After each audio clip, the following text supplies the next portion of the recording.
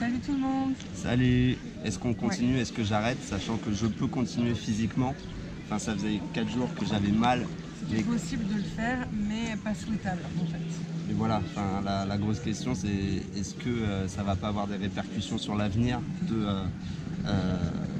continuer à pagayer dans cet état-là? Et la réponse est évidente, c'est oui, ça va avoir une répercussion.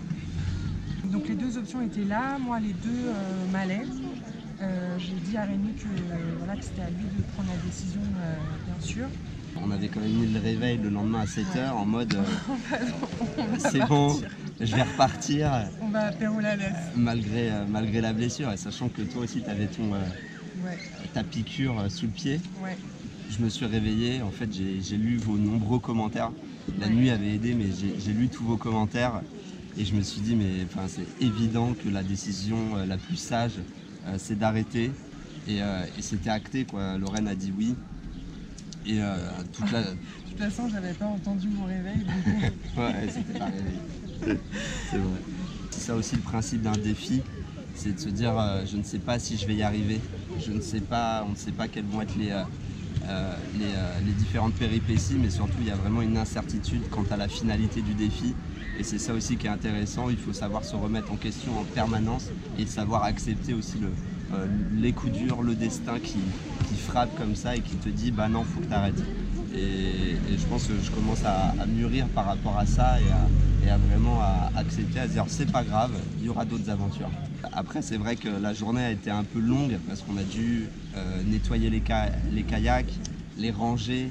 Ça a été un peu laborieux parce que ça veut dire aussi qu'il faut qu'on réaménage toute la semaine d'après, enfin cette semaine-là, qu'est-ce qu'on va faire?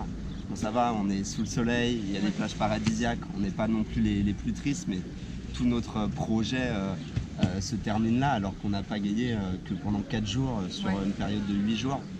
Donc si on veut faire un petit bilan de l'aventure, on aura fait 4 jours pleins de kayak. 50 km. Et c'était bien physique, on était souvent dans les vagues.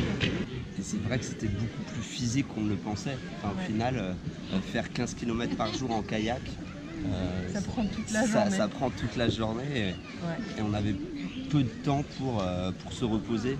C'est-à-dire que dès qu'on arrivait quelque part, fallait trouver où on allait dormir, qu'est-ce qu'on allait manger.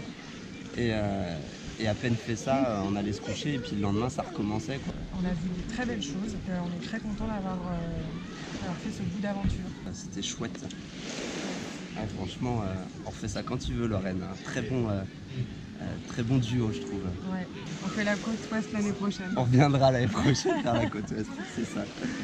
Eh bien un grand merci à tout le monde pour vos nombreux encouragements et vos messages, ça fait hyper plaisir et ça nous a porté.